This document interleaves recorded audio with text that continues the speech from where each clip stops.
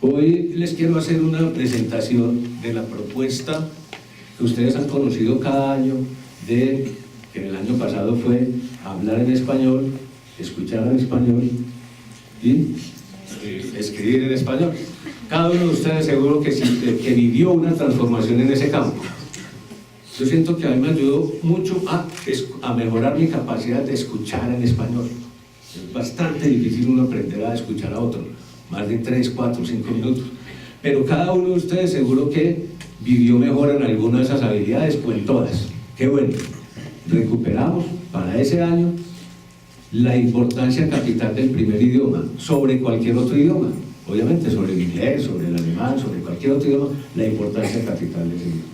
Este año voy a proponer un concepto que sé que es un poco complejo y por eso me he planteado la tarea de explicarlo. El concepto se llama la tecnología del sí. En primera instancia, decir que el 2014 va a ser el año de la tecnología del sí puede ser una buena ocurrencia de un creativo de publicidad. Se inventa una frase tan interesante. En nuestro caso, hemos tratado de hacer un ejercicio de reflexión a nivel grupal, donde explico y miramos estos elementos, y entonces en estas 4 apuntes que puse en la red para no tener que tener mis notas acá, pues explico de dónde viene el concepto de tecnología en sí. Arranquemos para no ir a perder tiempo. La cosa está como lejana.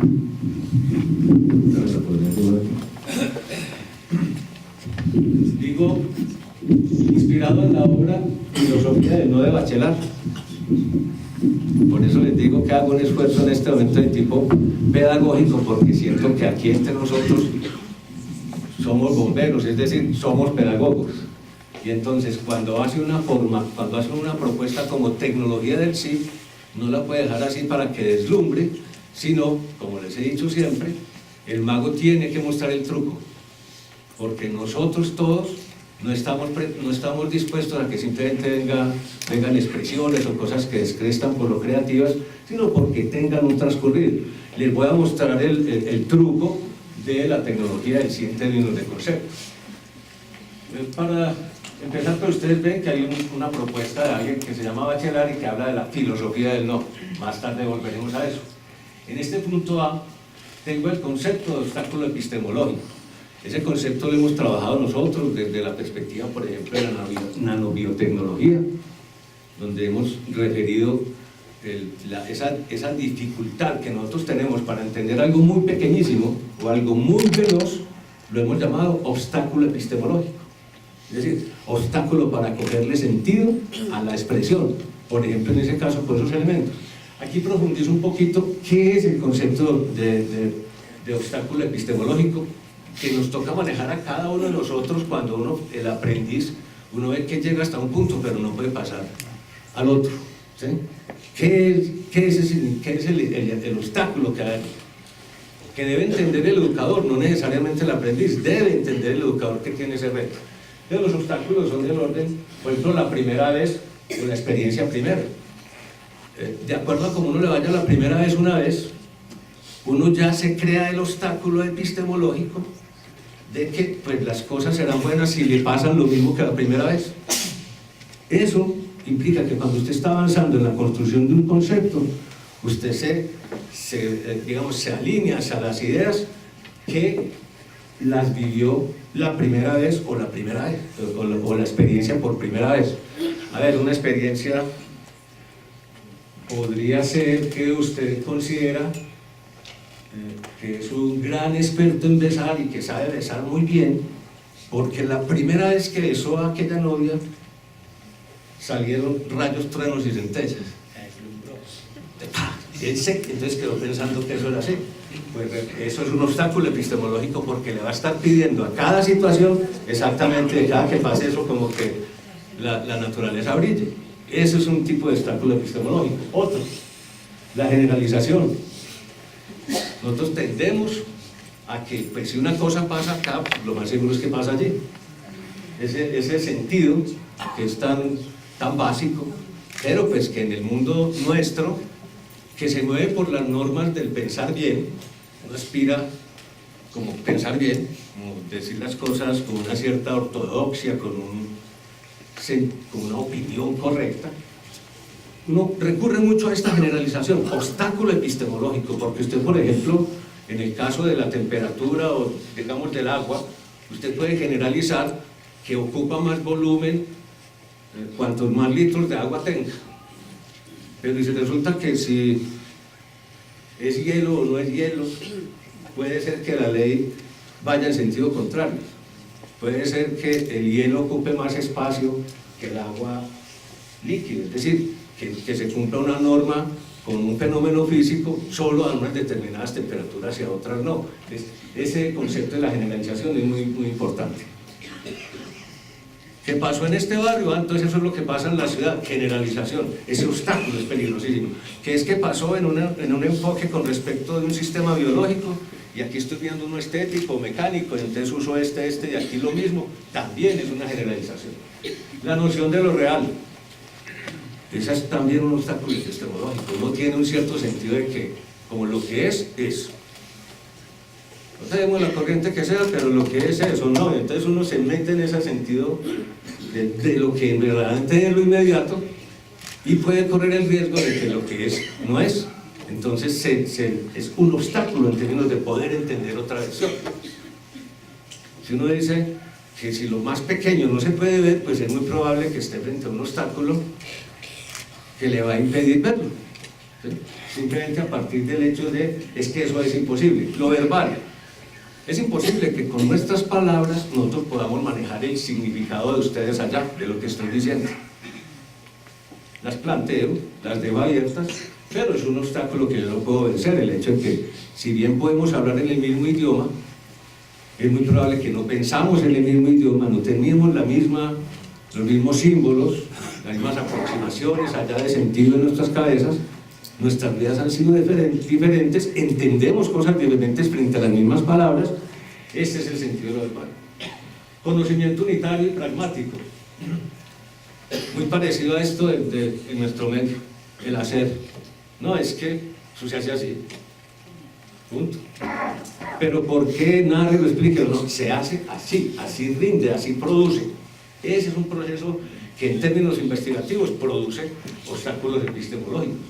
La sustancialidad, el hecho de uno tratar de ver cuerpos donde no los hay, digamos, estructuras científicas o investigativas en donde no los hay.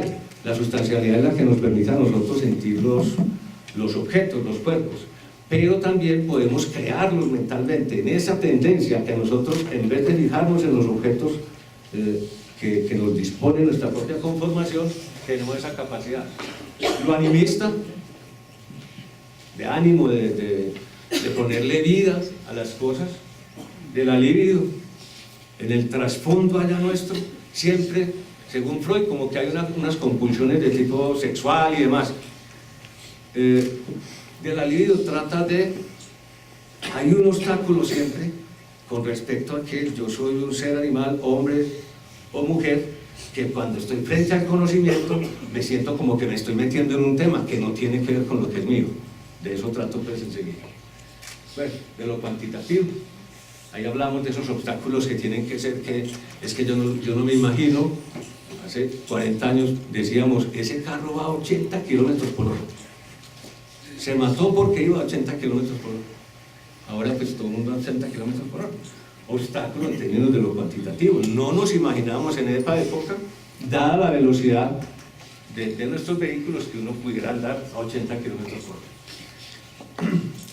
Entonces, en ese mundo de la tecnología del sí, tratando de concretarlo, entonces hago la extensión analógica de la filosofía del no a la tecnología del sí. Y ahí están los pasos en los cuales me baso. El primer paso, explico que este señor Bachelard, cuando dice filosofía del no, él plantea que uno estudia filosofía en un nivel o en otro, o filosofías orientales o occidentales, y estudia, pero uno no deja afectar su propio ser. Le pongo ahí el nombre, mi yo mismo, o mi espíritu en sí. Esa cosa que uno dice, es que yo soy yo. La filosofía del no dice, usted conoce filosofías y elementos, pero usted se mantiene protegido. de alguna manera uno tiene como unas barraquitas aquí pues para no dejarse enredar porque leyó un libro o algo así. Entonces la tecnología se debería, sea cual sea la tecnología del no sería, sea cual sea la tecnología en que yo vivo, mi ser, mi yo mismo, no lo dejo afectar.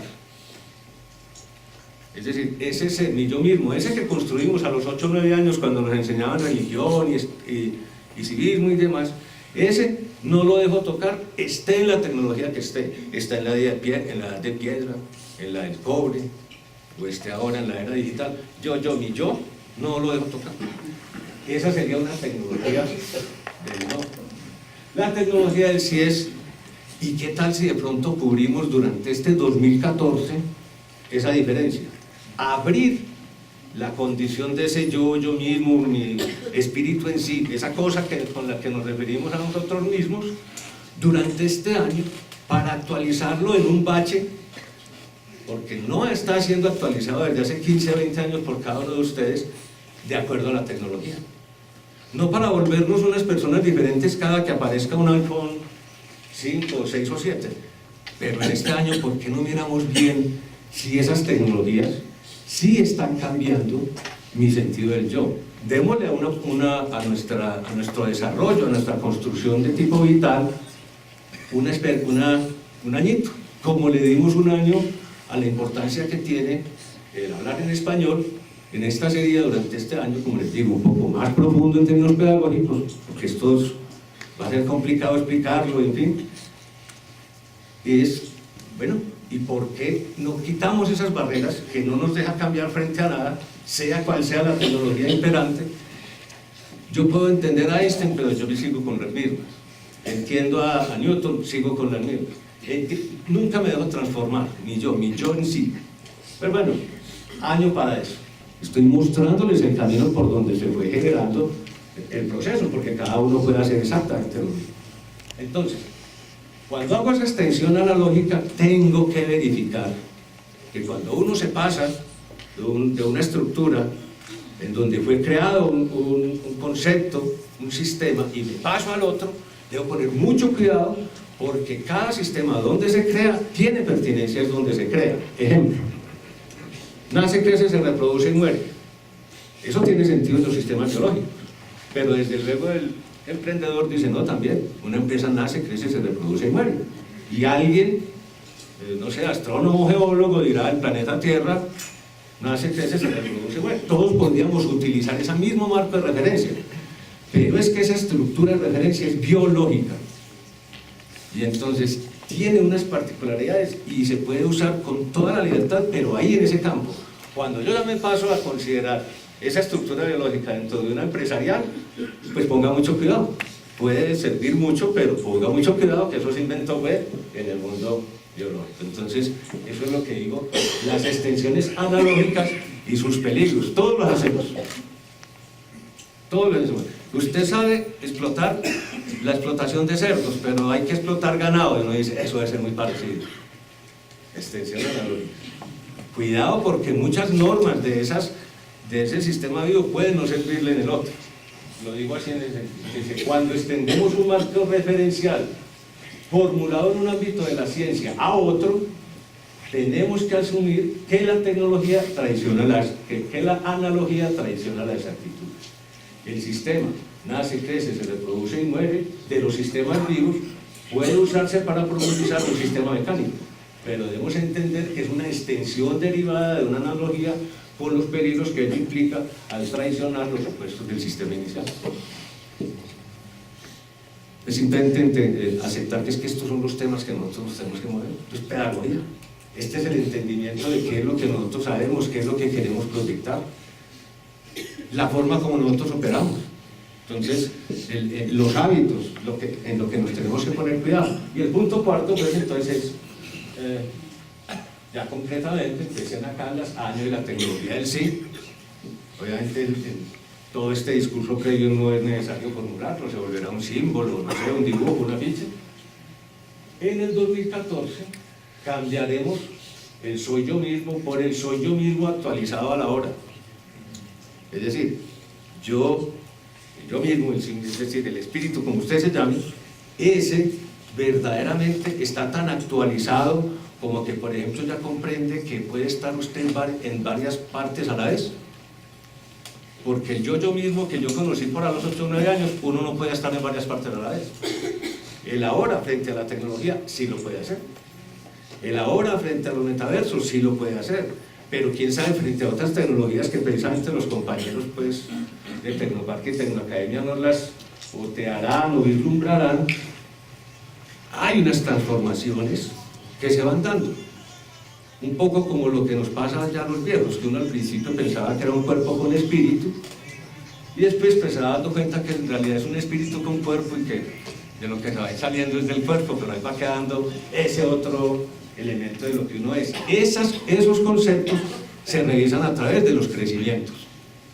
Así que usted, por ejemplo, durante este año, doy un ejemplo en el ámbito de la religión, usted tiene unos conceptos en el ámbito de la religión, que es Dios, poco asociado al viejito Barbado, con la Santísima Trinidad o a la Virgen del Carmen. Es decir, usted ese Dios, que se lo presentaron a los 9 o 10 años, ¿será que es el mismo Dios que usted tiene ahora? Es diferente, porque esta semana vi que ya no existe Adán y Eva, ni infierno. O sea, ese Dios, en realidad, actualícelo. Es lo que estoy haciendo con respecto a tecnología, pegué una actualizadita. Porque si no, entonces uno termina, por ejemplo, imagínate con miedo uno del infierno viendo que hasta el Papa le dijo que son, no era, y uno con miedo dice a cocinarse a... Es obvio que uno necesita la posibilidad de actualizar ese yo religioso, esa fe, actualizar eso. Nosotros en tecnología es, bueno, ese mi yo, cada que aparece esta tecnología, nunca los he dejado que se metan en mi ser, pero pues ahora, durante este año, vamos a poner un poco, vamos a darle esperanza a la tecnología, a ver qué es lo que cambia. No más este año, y con toda la precaución, porque no queremos tampoco volvernos unos seres ahí pues que estamos pendientes a ver qué aparece ahí en la noticia. Bien, esa es la propuesta de la tecnología de sí, y era esa primera parte que les planteaba, que era conversar un poco sobre un tema de tipo pedagógico.